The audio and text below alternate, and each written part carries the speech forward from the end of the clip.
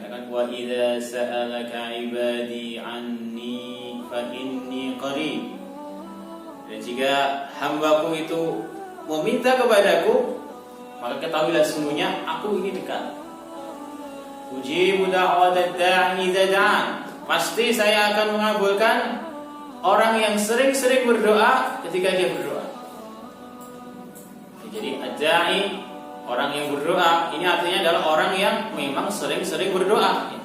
Tidak hanya sekali dua kali. Falastajibu li wa yu'minu bi la'allahum yarshudun. Maka hendaknya mereka itu ya sering-seringlah berdoa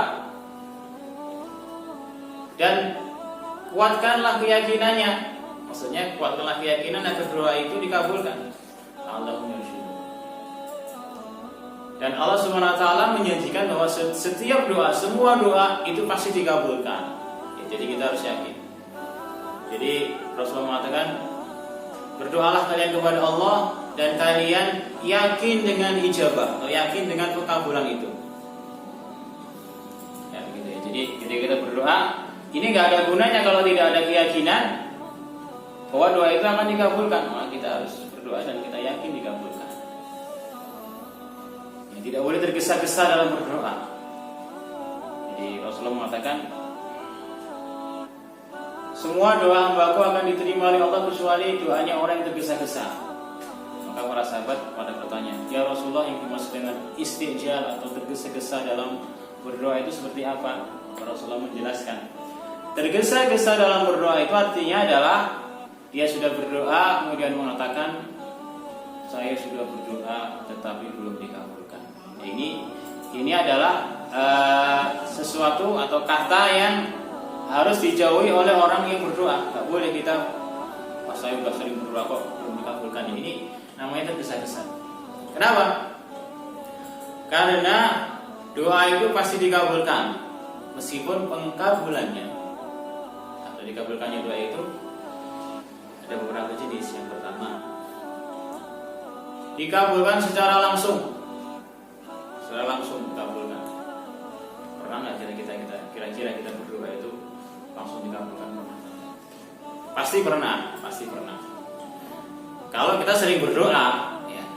Jadi kita itu dianjurkan oleh Rasulullah SAW. Kita diperintahkan oleh Rasulullah SAW untuk berdoa apa saja, meskipun itu sesuatu yang sepele, meskipun ya kalaupun kira-kira nggak berdoa itu nggak ada masalah.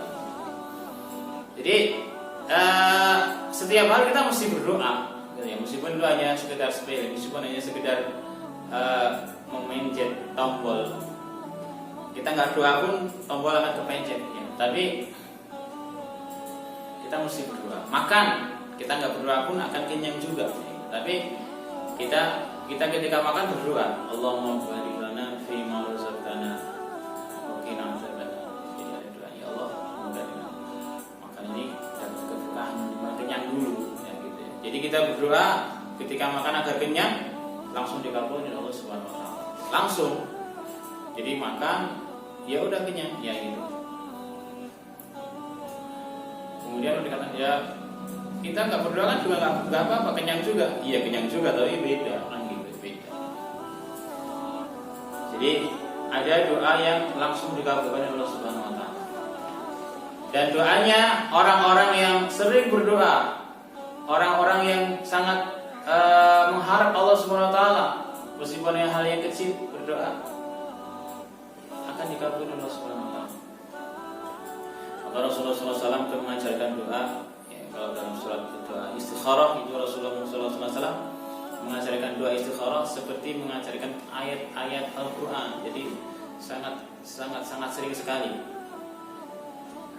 Ketika engkau menghadapi sesuatu atau ingin sesuatu, maka istikharahlah. Istikharah itu artinya meminta kebaikan kepada Allah Subhanahu wa taala. Kalau sesuatu itu hanya satu, maka berdoa, ya Allah, kalau itu baik, maka mudahkanlah untuk saya. Kalau nggak baik, ya jauhkanlah dari saya. Itu kalau satu. Kalau sesuatunya dua, ya Allah, semoga salah satunya baik untuk saya. Kalau yang ini baik, maka dekatkanlah buat saya. Kalau yang ini nggak baik, jauhkanlah dari saya. Ya seperti itu doa istikharah. Bahkan Rasulullah SAW berdoa atau beristikharah ketika hanya akan membeli tali sandal. Ya, ini sangat sepele sekali, tali sandal. Tali sandal itu beliau sholat 2 rakaat dulu kemudian doa istikharah. Ya, rahimahumullah, hadirin rahimahumullah, ini pentingnya kita berdoa ya. Ya, kemudian selanjutnya agar ruhiyah kita ini meningkat, maka yang kedua kita hendaknya memperbanyak tilawatul Quran, membaca Al-Quran. Jadi jangan sampai kita berkeyakinan bahwa nanti saya akan banyak-banyak membaca Al-Quran ketika sudah bulan Ramadan saja. Jangan sampai demikian ya, karena apa? Karena sebenarnya kita akan bisa banyak membaca Al-Quran ketika di bulan Ramadan ini kalau didahului dengan banyaknya latihan sebelum bulan Ramadan. Rasulullah SAW mengajarkan ini ya, ibadah kalau bulan Sya'ban ya, kalau tadi Rajab tadi kan baru berdoa dulu ya, baru berdoa. Kemudian ketika masuk bulan Sya'ban, ini Rasulullah itu sering sekali berpuasa ya, berpuasa. Jadi dikatakan Rasulullah itu sebagian besar waktunya di bulan Ramadan, sebagian besar harinya ini dipakai untuk berpuasa, termasuk membaca Al-Quran. Sehingga bulan Sya'ban ini dikatakan sebagai Syahrul Qurra, Syahrul Qurra, bulannya para pembaca Al-Quran. Maksudnya orang-orang yang senang membaca Al-Quran, sering baca Al-Quran di bulan Sya'ban, mereka banyak-banyak membaca supaya nanti ketika masuk bulan Ramadan bisa lebih banyak lagi. Ya, gitu. Jadi ini sesuatu yang sangat penting kalau kita ingin berbuat banyak di bulan Ramadan, maka sebelum Ramadan kita persiapkan. Ya, tapi mungkin sekarang kita akhir Ramadan ini mungkin sudah agak-agak terlambat ya, karena beberapa hari lagi kita sudah masuk ke bulan Ramadan. Ya mungkin kalau membaca Al-Quran kita masih bisa memperbanyak untuk saat ini. Kalau puasa ya mungkin tinggal ya besok sama besoknya. Jadi Senin, Selasa, Rabu. Ya Selasa atau Rabu kita berpuasa. Kalau Kamis ini termasuk Yaumus Syak, hari yang tidak ragu-ragu apakah dia akan masuk bulan Sya'ban atau Ramadan, atau untuk membatasi antara bulan Sya'ban dan Ramadan, maka Yaumus Syak, hari ragu-ragu ini dimakruhkan untuk berpuasa. Jadi kita harus berpuasa nanti hari Kamis karena Jumatnya sudah puasa Ramadan. Bisa besok Selasa atau Rabu. Hari Senin kalau ada yang sudah puasa ini bagus, ya Senin. Ya. Tapi sebenarnya ini puasa ini sebelumnya. Ketika dari awal bulan Sya'ban ini kita sudah dianjurkan oleh Rasulullah SAW untuk berpuasa. Ya, kemudian yang ketiga, agar ruhiyah kita ini tinggi, maka kita melazimkan berzikir. Jadi kalau mungkin kita kenal dengan satu buku namanya Al-Ma'surat, ya ini kita lazimkan ya, minimal sehari kita sekali membaca doa Al-Ma'surat. Al-Ma'surat ini ada yang kubro yang besar atau ada yang sugro yang kecil. Al-Ma'surat Al-Kubro yang besar ini kalau kita baca dengan tenang gitu ya, dengan tidak terlalu buru-buru. Ini kita baca kira-kira agak lumayan lama, sekitar ya 30 sampai 40 menit ya, tergantung kecepatannya. Kalau 30 ini agak cepat bacanya. Jadi kalau kita punya waktu yang lapang untuk itu, dan seharusnya memang kita lapangkan waktu kita agar kita bisa berzikir. Termasuk nanti juga disediakan waktu untuk membaca Al-Quran. Ya, kalau kita tidak punya waktu yang lapang ya kita baca yang sughra, yang kecil. Itu ada dipersingkat. Jadi ada beberapa ayat yang panjang-panjang kita dibaca. Kalau kita baca Al-Surat As-Sughra ini sekitar 1/4 jam selesai insyaallah. Ya rata-rata 1/4 jam selesai, atau maksimal 20 menit. Ini kita lazimkan sehari. Sebenarnya zikir ini dianjurkan oleh Rasulullah SAW di pagi dan di sore hari. Jadi 2 kali, pagi, sore. Nanti kalau bulan Ramadan ini kita lazimkan ya, apalagi ini sedang musim corona ini, mungkin beberapa di antara kita atau banyak di antara kita, terutama yang guru-guru itu banyak yang libur ya. Ini kita perbanyak zikirnya. Jadi kalau salah satu wasiat dari seorang ulama ini mengatakan, "Utlul Quran aw talib aw istami' aw izkurillah." wa la tusarrif juz'an min waqtika fil ghairi faidah. Utlul Quran, bacalah Al-Quran. Ini prioritas pertama kita menggunakan waktu kita ini adalah untuk tilawatul Quran. Utlul Quran. Autali atau pelajarilah isinya. Jadi prioritas kedua setelah kita membaca ya kita pelajari isi Al-Quran itu. Awistami atau kita dengarkan bacaan Al-Quran. Kita ada kaset, ada ini tidak dan sebagainya, kita setel, kita dengarkan. Awizkurillah atau kita berzikir kepada Allah. Zikir ini adalah sesuatu yang paling ringan ya. Kenapa? Karena kita modalnya itu ya hanya lidah yang bergerak dan dengan kata-kata yang sama. Misalnya subhanallah, subhanallah, subhanallah. Beda dengan ketika kita mendengarkan Al-Quran mungkin agak mikir sedikit ya. Kalau zikir ini salat tidak perlu mikir yang berat-berat, insyaallah tercapai. Selagi lisan kita bergerak. Bahkan Rasulullah mengatakan kalimatani khafifatani, ada dua kalimat yang ringan sekali. Khafifatani fil lisan, di lisan itu ringan. Saqilatani fil mizan, tapi nanti pahalanya di akhirat di timbangan itu menjadi berat. Apa itu? Subhanallah wa bihamdi, subhanallah wa bihamdi. Jadi ini zikir ya, subhanallah wa bihamdi, subhanallah wa bihamdi, subhanallah wa bihamdi, subhanallah wa bihamdi. Ya, oke ya, ini yang pertama ruqyah tadi. Jadi mental sangat penting sekali.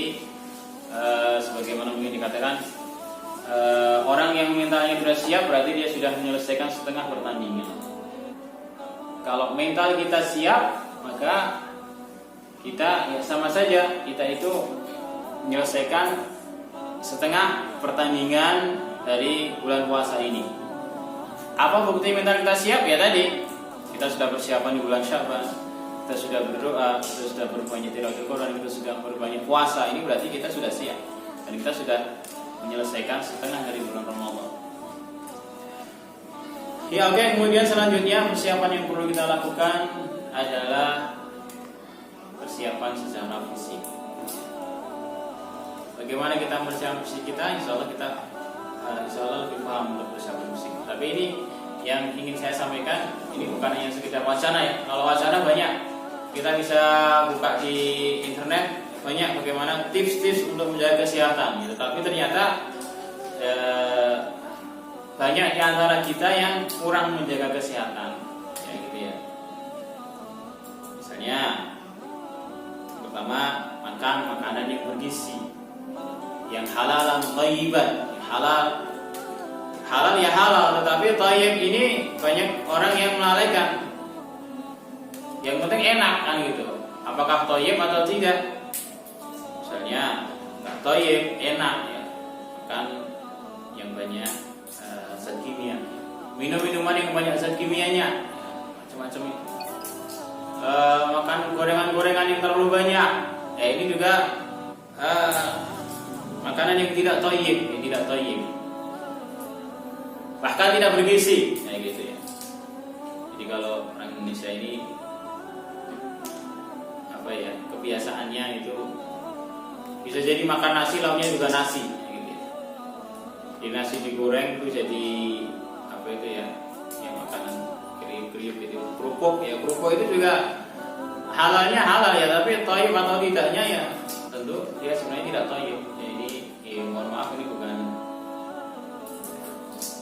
apa yang menghalangi orang beli kerupuk atau bukan membatasi penghasilan menjual kerupuk ya, tapi ini tidak thayyib, kurang thayyib. Ya boleh makan kerupuk tapi jangan banyak-banyak. Ya.